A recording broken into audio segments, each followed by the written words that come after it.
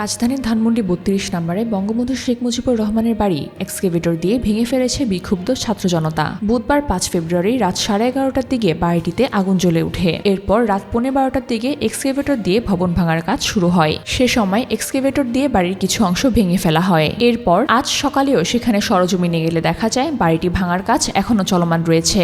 রাতে সেখানে কয়েক হাজার ছাত্র জনতা জড়ো হয়ে স্লোগান দিচ্ছিলেন। পুরো এলাকাতে উত্তপ্ত হয়ে ওঠে। এর আগে ফেসবুকে বুলডোজার মিছিল এবং মার্চ টু ধানমন্ডি ৩২ কর্মসূচির ডাক দেয়া হয়। রাত ৮টার দিকে বিক্ষুব্ধ জনতা গেট ভেঙে বাড়ির ভেতরে প্রবেশ করে। নিষিদ্ধ ঘোষিত সংগঠন ছাত্রলীগের নেতাকর্মীদের সঙ্গে শেখ হাসিনার ভার্চুয়ালি সভার ঘোষণার পর প্রতিবাদে ইনকিলাব মঞ্চের আহ্বায়ক শরীফ ওসমান হাদি ও বৈষম্য বিরোধী ছাত্র আন্দোলনের আহ্বায়ক হাসনাত আবদুল্লাহ ফেসবুকে পোস্ট দেন। তাদের পোস্টের পর ছাত্র জনতা ক্ষুব্ধ হয়ে ওঠে এবং বাড়িটি গুড়িয়ে দেওয়ার হুঁশিয়ারি দেয়। বিক্ষোভকারীরা বঙ্গবন্ধুর মুরাল সহ বাড়িটির বিভিন্ন অংশ ভাঙচুর করে এবং আগুন ধরিয়ে দেয়। তাদের দাবি এটি ফ্যাসিবাদের প্রতীক। এতে পুরো এলাকা বিশৃঙ্খল হয়ে ওঠে আর নিরাপত্তা বাহিনী পরিস্থিতি সামাল দিতে হিমশিম খায়।